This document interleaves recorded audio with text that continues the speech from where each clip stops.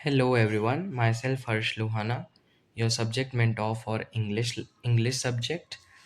I am excited to connect with you through Knowledge Temple, a platform dedicated to provide quality education and mentorship for students across India. Here, you'll get structured learning, live lectures, mock tests, and performance-based rewards. So let's start हमारी grammar series का एक और part जो कि है preposition के बाद conjunction. तो जैसे प्रिपोजिशन में हमने देखा था कि वो नाउन और other words in the sentences को जोड़ता है. ये वर्ड्स, फ्रेजेस, क्लॉजेस और सेंटेंसेस को भी जोड़ने में हमें मदद करता है. तो वो उसको हम क्या बोलेंगे? Conjunctions, right? They help in building complex and meaningful sentence बनाने के लिए ये बहुत ही ज़्यादा एसेंशियल है. जैसे कि सपोज ऐसा आपको दिया हुआ है, I wanted to go out. First sentence, second sentence, it was raining. तो अभी अगर दोनों सेंटेंस को मुझे साथ में बोलना हो तो मैं कैसे बोल पाऊंगा? I wanted to go out but it was raining. मैं बाहर नहीं जा पाया. क्यों? क्योंकि बाहर बारिश हो रही थी. It was raining, right? तो कंजंक्शन हमें किसी भी फ्रेज, क्लॉज, सेंटेंस या वर्ड्स को कनेक्ट करने में बहुत ज़्यादा हेल्प करता है. इसके एग्जाम्पल्स अगर आपको इधर दिए हुए हैं तो जैसे कि एंड, बट, और, बिकॉज, ऑल्दो, सिंस, वाइल, ये सारे उसके एग्जाम्पल्स हैं जो कि हम कंजंक्शन के टाइप में इसको यूज़ करते हैं किसी भी सेंटेंस को जोड़ने के लिए, किसी भी क्लॉज को जोड़ने के लिए, किसी भी फ्रेज को जोड़ने के लिए या किसी भी वर्ड्स को जोड़ने के लिए, राइट? कमेंट सेक्शन में आप और भी कंजंक्शंस लिखेंगे जो आप जानते हैं, राइट? अभी अगर मैं टाइप्स की बात करूँ तो there are 3 types of conjunctions. First one is coordinating, second one is subordinating and third one is correlative. सबसे पहले हम लोग देखते हैं कोऑर्डिनेटिंग कंजंक्शन. तो कोऑर्डिनेटिंग कंजंक्शन क्या करता है? Equal parts of the sentences को क्या करता है? कनेक्ट करता है. जैसे कि she bought apples, she bought oranges. तो इसमें कॉमन क्या है? शी बॉट, तो वो क्या कर देता है? जो इक्वल पार्ट्स है उसको कनेक्ट कर देता है, यानी she bought apples and oranges, right? Equal part को हमेशा वो कनेक्ट करता है. I was tired, I finished my homework. I was tired, but I finished my homework. Do you want tea? Do you want coffee? तो उसको जोड़ के क्या बन गया? Do you want tea or coffee, right? Equal part of a sentence को वो connect करता है. Then comes subordinating conjunction. तो वो किसको कनेक्ट करता है? डिपेंडेंट क्लॉज को कनेक्ट करता है मेन क्लॉज के साथ. अभी आपको पता कैसे चलेगा कि मेन क्लॉज क्या है और डिपेंडेंट क्लॉज क्या है? तो अगर सेंटेंस के थ्रू समझे, आई stayed at home because it was raining. मैं घर पे रुका, बट क्यों? रीजन क्या था? क्योंकि बारिश पड़ रही थी. तो मेन क्लॉज क्या होगा यहाँ पर? It was raining. क्यों? क्योंकि बारिश की वजह से ही तो आप घर पे रुके. तो घर पे रुकना किसके ऊपर आप डिपेंडेंट थे? बारिश की वजह से, राइट? बारिश की वजह से आप घर पर रुके. सो इट वॉज रेनिंग यहाँ पर मेन क्लॉज है और डिपेंडेंट क्लॉज क्या है? आई स्टेड एट होम. तो वो डिपेंडेंट क्लॉज को कनेक्ट करता है मेन क्लॉज के साथ. I stayed at home because it was raining. फिर although he is rich, he is humble.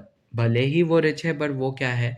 Humble, right? तो इसमें मेन क्लॉज क्या है कि वो रिच है और डिपेंडेंट क्लॉज क्या है कि वो हम्बल है, right? She weighted until the bus arrive. उसको वेट करना पड़ा जब तक बस आई. तो मेन क्लॉज क्या है? क्या होगा इसमें मेन क्लॉज और डिपेंडेंट क्लॉज? फटाफट से कमेंट सेक्शन में टाइप कीजिए लास्ट वाले एग्जाम्पल में मेन क्लॉज क्या होगा और डिपेंडेंट क्लॉज क्या होगा, राइट? तो मेन क्लॉज होगा बस का अराइवल, क्योंकि जब तक बस आएगी नहीं उसको वेट करना पड़ेगा. So the waiting period is dependent on arrival of the bus. हमें तब तक वेट करना पड़ेगा, उसको तब तक वेट करना पड़ेगा जब तक बस आ नहीं जाती. बस के बिना तो वो कहीं बैठेगी नहीं, right? So she weighted until the bus arrived में मेन क्लॉज है बस अराइवल एंड डिपेंडेंट क्लॉज है वेट, शी वेटेड. ओके, उसको हमने जोड़ा किससे है? अंटिल. तो वो क्या हो गया? सबऑर्डिनेटिंग. फर्स्ट कोऑर्डिनेटिंग में हमने क्या पढ़ा? Equal part of sentence. कुछ डिपेंडेंट नहीं है, कुछ इंडिपेंडेंट नहीं है, कुछ मेन नहीं है, सारे इक्वल है. तो वो इक्वल को हमने जोड़ दिया. सब ऑर्डिनेटिंग में हमने क्या किया है? डिपेंडेंट क्लॉज को मेन क्लॉज के साथ जोड़ा है. कोरिलेटिव हमेशा पेयर्स में यूज होता है, ठीक है? Either you start studying or you will fail. तुम पढ़ो वरना तुम फेल हो जाओगे. Neither the teacher nor the students were late. ये हमेशा पेयर्स में यूज होता है. ईदर और, नीदर और, ठीक है। He is not only intelligent but also, not only but also, ये हमेशा इसमें जोड़ियाँ बनेंगी हमारे कंजंक्शंस की, right. He is not only intelligent but also hard working, वो सिर्फ इंटेलिजेंट ही नहीं पर हार्ड वर्किंग भी है। सेकेंड एग्जाम्पल में क्या था, ना ही टीचर ना ही स्टूडेंट्स लेट थे। ईदर यू स्टार्ट वर्किंग, या तो तुम स्टार्ट कर दो अपना स्टडिंग, वरना तुम फेल हो जाओगे। तो कोरिलेटिव हमेशा पेयर्स में यूज होता है। Coordinating equal parts of sentence को जोड़ता है। सबऑर्डिनेटिंग डिपेंडेंट क्लॉज को मेन क्लॉज के साथ जोड़ता है। और कोरिलेटिव हमेशा पेयर्स में यूज होता है। Then comes difference between subordinating और कोऑर्डिनेटिंग। तो कोऑर्डिनेटिंग ज्वाइन करता है इक्वल इंपॉर्टेंस को, और सबऑर्डिनेटिंग करता है डिपेंडेंट को इंडिपेंडेंट के साथ। जैसे कि इधर एग्जाम्पल दिया हुआ है, I was hungry so I ate food, मुझे भूख लगी थी तभी मैंने खाया। और subordinating, I ate food because I was hungry, मैंने खाना खाया क्यों, क्योंकि मैं भूखा था। सो भूखा होना was a main clause and dependent was, वापस से एक ब्लफ मारा मैंने, तुम लोगों ने नहीं पकड़ा। जिसने पकड़ा कमेंट सेक्शन में लिखो। भूखा होना क्या है, डिपेंडेंट है इंडिपेंडेंट है? भूखा होना इज इंडिपेंडेंट, मैंने सही ही बोला था। ओके, जस्ट टू चेक कि मैं जो आपको एक चीज़ पोर्क दे रहा हूँ वो नहीं, रैट को पकड़ने के लिए, रैट ट्रैप में फंसाने के लिए एक चीज़ का पोर्क, चीज़ का क्यूब रखते हैं। तो वो चीज़ रख रहे हैं, तो आप फंस रहे हो या नहीं? मुझे लगता है मोस्ट ऑफ लोग फंस गए हैं। मैंने खाना खाया क्योंकि मुझे भूख लगी थी। तो इसमें डिपेंडेंट क्लॉज क्या है? खाना खाना, राइट। और इंडिपेंडेंट क्या है? हंग्री होना। आपको भूख कभी भी लग सकती है, राइट। तो आपका खाना खाना डिपेंडेंट है आपके भूख लगने पर। ओके, बट कोऑर्डिनेटिंग कैसे ज्वाइन करता है कि दोनों को इक्वल इंपॉर्टेंस मिलनी चाहिए। ओके, और कॉमन मिस्टेक्स देखते हैं जो कि हम कंजंक्शन को यूज़ करते वक्त बनाते हैं। He is rich but he is humble, वो रिच है क्योंकि वो हम्बल है, ऐसा तो पॉसिबल ही नहीं है। He is rich yet he is humble, वो रिच है but still he is humble.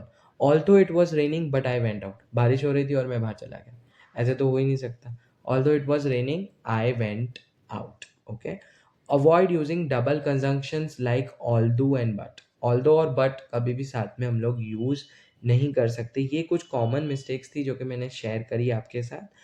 First वाला भी है कि हम हर जगह पे बट नहीं यूज़ कर सकते। He is rich but he is humble, ऐसा तो पॉसिबल ही नहीं है। वो रिच है क्योंकि वो हम्बल है, राइट, ऐसा तो पॉसिबल ही नहीं है। He is rich yet he is humble. Okay, and although और बट कभी भी हम लोग यूज़ साथ में नहीं कर सकते। फिर हम लोग आ जाते हैं हमारी कंजंक्शंस की समरी पे। तो कंजंक्शन क्या है? लिंक वर्ड्स है for the phrases, clauses, sentences and for the words itself. Three main types है, कोऑर्डिनेटिंग, सबऑर्डिनेटिंग और कोरिलेटिव। ये हमको सेंटेंसेस को स्मूदर, क्लियरर और मोर कनेक्टेड बनाता है, राइट। और कोऑर्डिनेटिंग के कुछ एग्जांपल्स आपको दिए हुए हैं, एंड, बट, और, so, yet, nor, for, right. Subordinating because, although, until, if, while, since. और कोरिलेटिव में तो हमेशा पेयर्स होते हैं, तो ईदर और, neither nor, not only but also, both और एंड का भी एक पेयर होता है, right. So this was it for the conjunction chapters. Conjunction भी एक वाइटल लिंक है आपके लिए और आपके सेंटेंसेस के लिए। So thank you for watching. If you liked it, you can join us on Knowledge Temple for complete learning, live classes, and mentorship. Together, let's make learning engaging and rewarding. Okay, bye bye.